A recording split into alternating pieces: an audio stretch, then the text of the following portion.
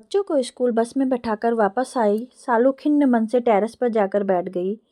सालू की इधर उधर दौड़ती सरसरी नजरें थोड़ी दूर एक पेड़ की ओट पर खड़ी बुढ़िया पर ठहर गई। ओह, फिर वही बुढ़िया क्यों इस तरह से उसके घर की ओर ताकती है? सालू की उदास बेचैनी में तब्दील हो गई। मन में शंकाएं पनपने लगी।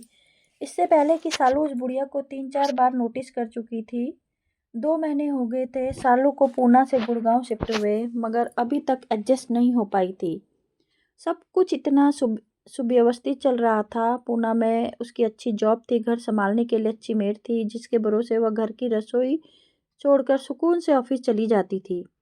घर के पास ही बच्चों के लिए एक अच्छा सा डे केयर भी था। स्कूल के बाद दोनों बच्चे शाम को उसके ऑफिस से लौटने तक वहीं रहते थे। लाइफ बिल्कुल सेट थी, मगर सुधीर के एक तबादले की वजह से सब गड़बड़ हो गया।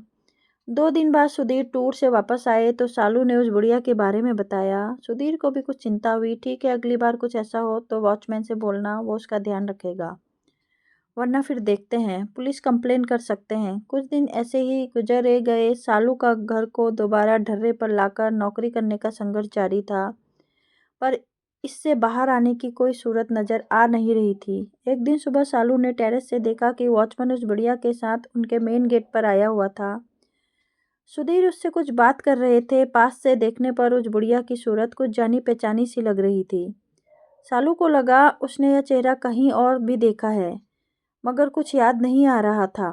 बात करके सुधीर घर के अंदर आ गए और वह बुढ़िया मेन गेट पर ही खड़ी रही। अरे, ये तो वही बुढ़िया है जिसके बारे में मैंने आपको बताया था। ये क्या, क्यों आई है? सालू ने चिंतित स्वर में सुधीर से पूछा। बताऊंगा तो आश्चर्यचकित रह जाओगी। जैसा तुम उसके बारे में सोच रही थी वैसा कुछ नहीं है। जानती हो वो कौन है? सालू का विस्मित चेहरा आगे की बातें सुनने के लिए बेकरार हो गया। वो उस घर की पुरानी मालकिन है। क्या? मगर ये घर तो हमने मिस्टर शांतनु को खरीदा है। ये लाचार बेबस बुढ़िया उसी शांतनु की अभागी माँ है, जिसने पहले धोखे से सब कुछ अपने नाम करा लिया और फिर ये घर हमें बेचकर विदेश चला गया, अपनी बूढ़ी माँ गायत्री देवी को एक वृद्धाश्रम में छोड़कर। छी, कितना कमीना इंसान है। देखने में तो बड़ा शरीफ लग रहा था। सुधीर का चेहरा वितृष्णा से भर उठा। वही सालू याददाश्त पर कुछ जोर डाल रही थी। हाँ, याद आया। स्टोर रूम की सफाई करते हुए इस घर की पुरानी नेम प्लेट देखी थी। उस पर गायत्री निवास लिखा था। वही एक राजसी ठाट बाट वाली महिला की एक पुरानी फोटो भी थी। उसका चेहरा भी इस बुढ़िया से मिलता था। तभी मुझे लगा था कि इसे कहीं देखा है। मगर अब ये यहाँ क्यों आई है? क्या घर वापस लेने? पर हमने तो इसे पूरी कीमत देकर खरीदा है। सालू चिंतित हो उठी। नहीं नहीं, आज उनके पति की पहली बरसी है। ये उस कमरे में दिया जलाकर प्रार्थना करना चाहती थी जहाँ उन्होंने अंतिम सांस ली थी। इससे क्या होगा? मुझे तो इन बातों में कोई विश्वास नहीं। तुम ना सही, उन्हें तो है।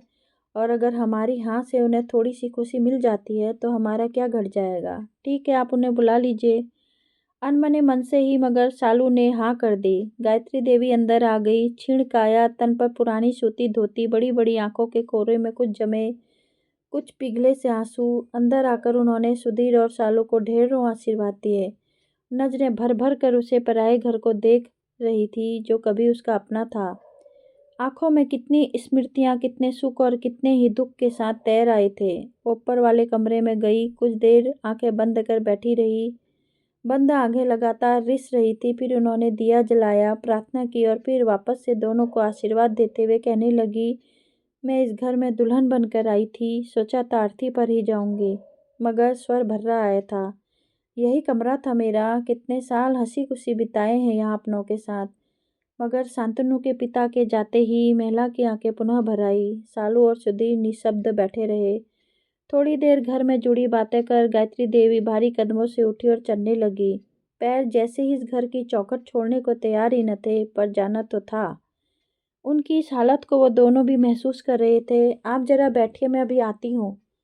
सालू गायत्री देवी को रोककर कमरे से बाहर चली गई और इशारे से सुधीर को भी बाहर बुलाकर कहने लगी, सुनिए, मुझे एक बड़ा अच्छा आइडिया आया है जिससे हमारी लाइफ भी सुधर जाएगी और इनके टूटे दिल को भी आराम मिल जाएगा।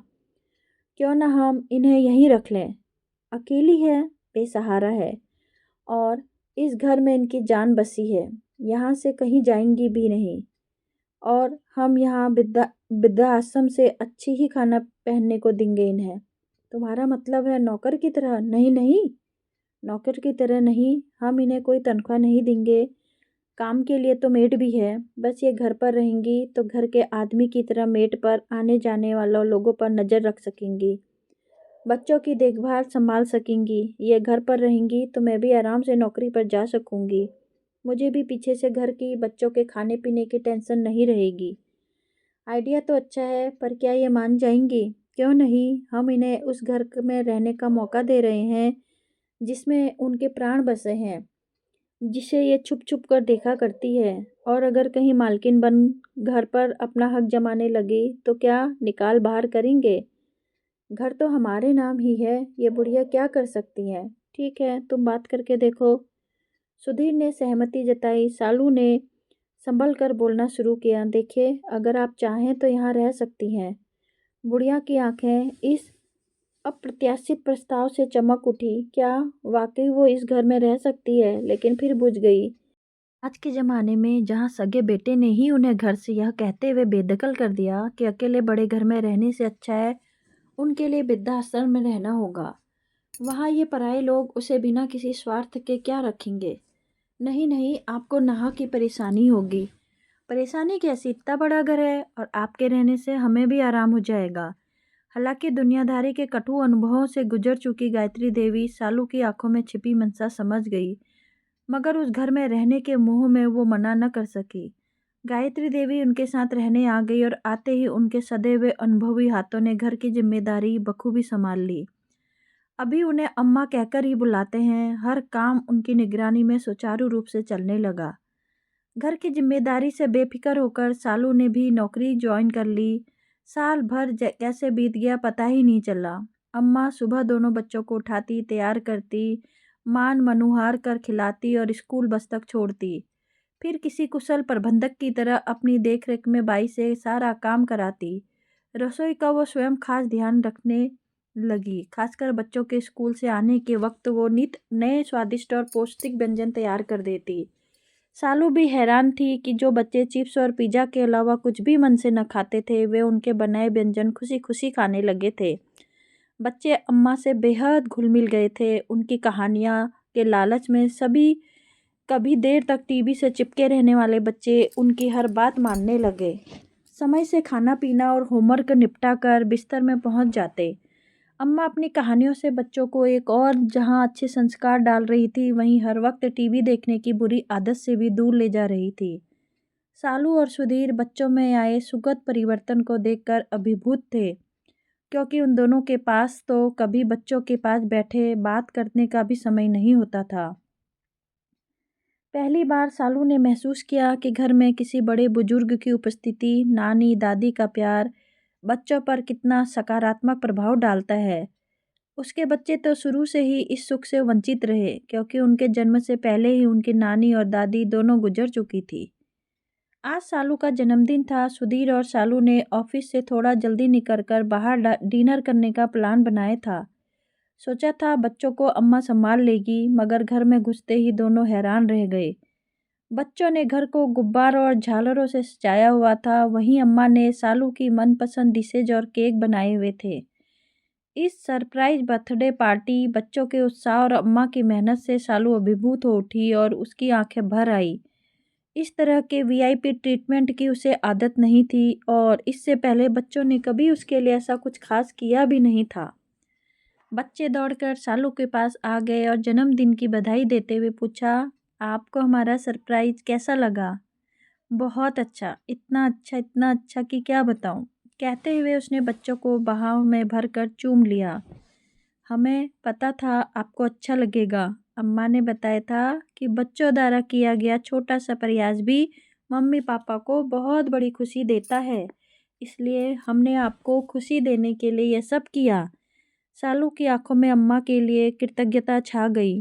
बच्चों से ऐसा सुख तो उसे पहली बार ही मिला था, और वो भी उन्हीं के संस्कारों के कारण। केक काटने के बाद गायत्री देवी ने अपने पल्लू से बंधी लाल रुमाल में लिपटी एक चीज़ निकाली और सारू की ओर बढ़ा दी। ये क्या अम्मा? तुम्हारे जन्मदिन का उपहार। सारू ने खोल कर देखा तो रुमाल में सोने की चैन थी। वो चौंक पड़ी। ये तो सोने की मालूम होती है। हाँ बेटी, सोने की ही है। बहुत मन था कि तुम्हारे जन्मदिन पर तुम्हें कोई तोहफा दूँ। कुछ और तो नहीं है मेरे पास, बस यही एक चेन है जिसे संभाल कर रखा था। मैं अब इसका क्या करूँगी? तुम पहनना, तुम पर बहुत अच्छी लगेगी। सालू की अंतरात्मा उसे कचोड़ने लगी, जिसे उसने लाचार बुढ़िया समझकर स्वार्थ से तत्पर हो अपने यहाँ आश्रय दिया। उनका इतना बड़ा दिल है कि वो अपने पास बचे इकलौते स्वर्ण धन को भी वह उसे सहज दे रही है। नहीं नहीं अम्मा, मैं इसे नहीं ले सकती। ले ले बेटी, एक माँ का आशीर्वाद समझ कर रख ले। मेरी तो उम्र भी हो चली है, क्या पता तेरे अगले जन्मदिन पर तुझे कुछ देने के लिए मैं रहूं ही नहीं। नहीं अम्मा, ऐसा मत कीजिए। ईश्वर आपका साया हमारे सिर पर सदा बनाए रखे। कहकर सालू उनसे ऐसे लिपट गई जैसे बरसों बाद कोई बिछड़ी बेटी अपनी माँ से लिपट रही हो। वो जन्मदिन सालू कभी नहीं भूली, क्योंकि उसे एक दिन एक बेशकीमती उपहार मिला था जिसकी कीमत कुछ लोग बिल्कुल नहीं समझते।